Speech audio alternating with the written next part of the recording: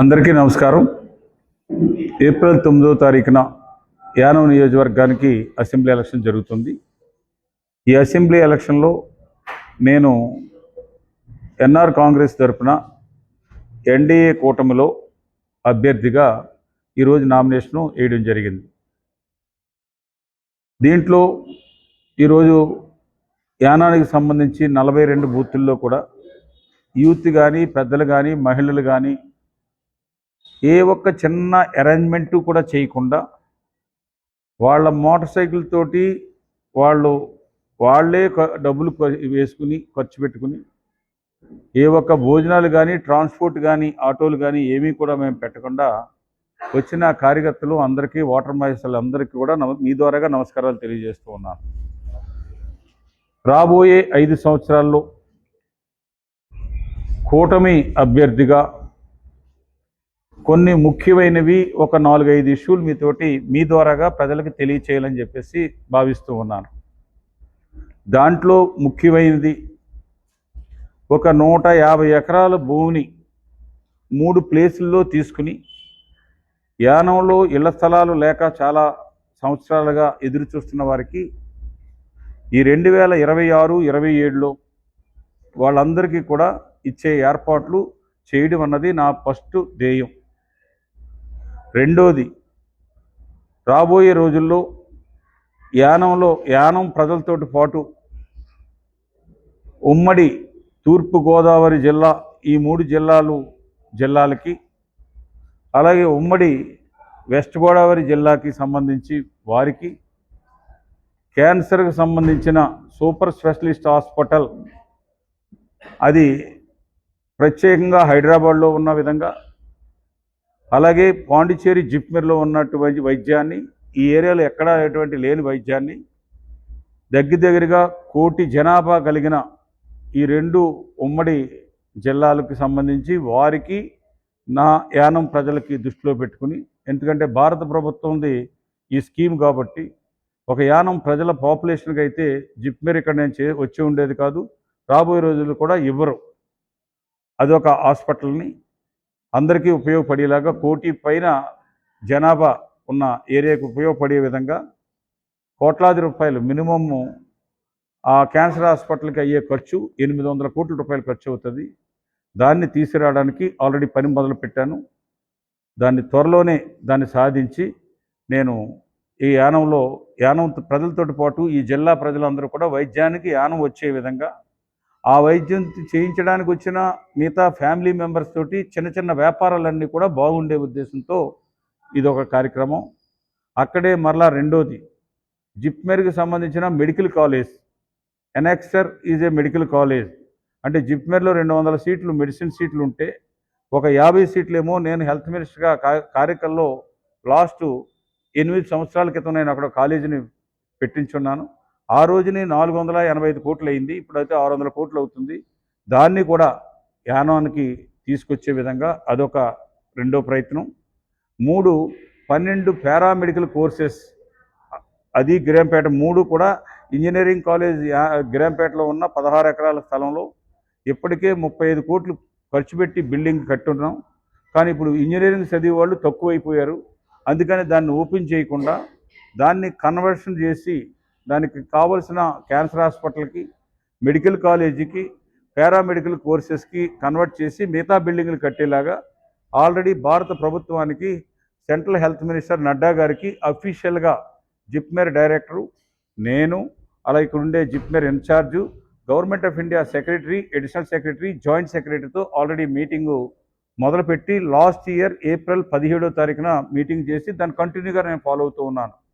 త్వరలోనే దాని డిపిఆర్ అంతా కూడా తయారవుతుంది. జీబీ మీటింగ్లో చేసి అదొక ప్రాజెక్ట్ని, ఆ 3 ప్రాజెక్టులు చేసేది రెండోది. 3 బాలయోగి వారధ నుంచి ఇటు ఓల్డేజ్ హోమ్ టైటిల్ దాకా ఉన్న ఫ్లడ్ వాల్ని ఆ ఫ్రాన్స్తిప్ప ఏరియాలో ప్రజలకి వరద వచ్చినప్పుడు ఎటువంటి ఇబ్బంది లేకుండా ఆ ఏరియా టౌన్ ప్లానింగ్ అప్రూవల్ వాళ్ళకి ఎప్పుడైతే ల్యాండ్ కన్వర్షన్ అయ్యిందో ఫ్లడ్ వాల్ కడితే కన్వర్షన్ అవుతుంది. సబ్జెక్టు కండిషన్ కన్వర్షను ఫ్లడ్ వాల్ కట్టిన తర్వాత ఇచ్చేలాగా ఈ మధ్యలే మాస్టర్ ప్లాన్ కూడా అప్రూవల్ అయ్యింది. దాంట్లో అక్కడ ఉన్న వాళ్ళకి గవర్నమెంట్ స్కీమ్స్, హౌసింగ్ స్కీమ్ అందరికి కూడా కట్టుకునే వాళ్ళకి ఇచ్చేలాగా టౌన్ ప్లానింగ్ అప్రూవల్ ఇచ్చేలాగా అది కూడా త్వరలోనే ఆ పని కూడా మొదలు పెట్టించడం అన్నది చేయడం. ఇది కాకుండా అంబేద్కర్ నగర్కి పాత బ్రిడ్జ్ దగ్గర నుంచి అంబేద్కర్ నగర్ మీదుగా సీతంపేట వరకు మనం స్టోన్ గ్యాబెన్ తోటి ఆ ఏరియా పక్కనంతా కూడా గోదావరి పక్కని కోరంగి గోదావరి నుంచి కొట్టేయకుండా ఉండేలాగా రెండో ఫేసు, మూడో ఫేసు టైడల్ లాక్ నుంచి 2200 మీటర్లు పొడుగున సొసైటీ ల్యాండ్ గురి కొట్టకుండా ఉండేలాగా స్టోన్ తోటి గ్యాబెన్ తోటి కట్టించేది ఒకటి.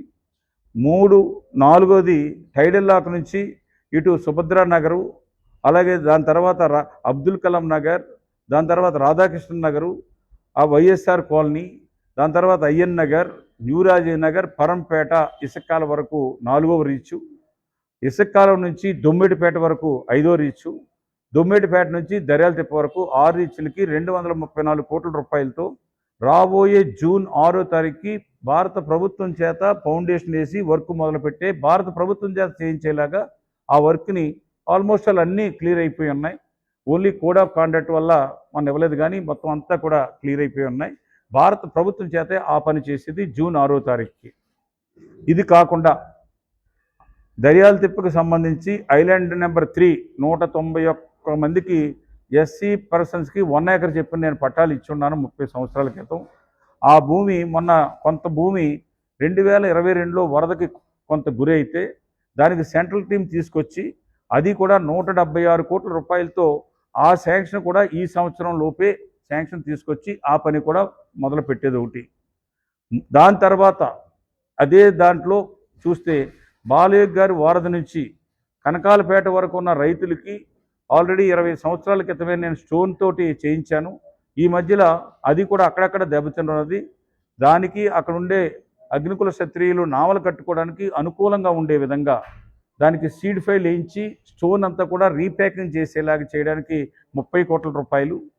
దీంతో పాటు వైఎస్ఆర్ లింకింగ్ ఛానల్ 2వ స్కీము, వైఎస్ఆర్ రైతులకి ఒక స్కీమ్ని దగ్గరగా 30 కోట్ల రూపాయలతో పైప్ లైన్ వేసి దర్యాలతిప్ప రైతులకు వెళ్తుంది పంపింగ్ స్కీమ్.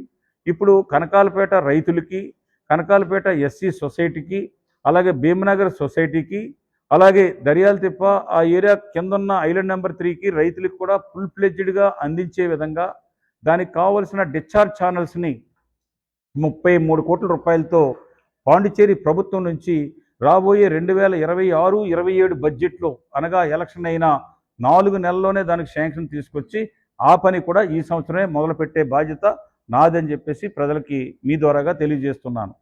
ఇది కాకుండా హెల్త్ స్కీమ్కి సంబంధించి నేనున్నప్పుడు చీఫ్ మినిస్టర్ రిలీఫ్ సొసైటీ అని చెప్పేసి ఒక దాన్ని పెట్టి యానం ప్రజలకు ప్రత్యేకంగా యానం ప్రజలకి దానివల్ల ప్రైవేట్ హాస్పిటల్కి రిఫర్ చేసిన ప్రతి హాస్పిటల్లో కూడా కార్పొరేట్ వైద్యాన్ని అందేలాగా చేసాం.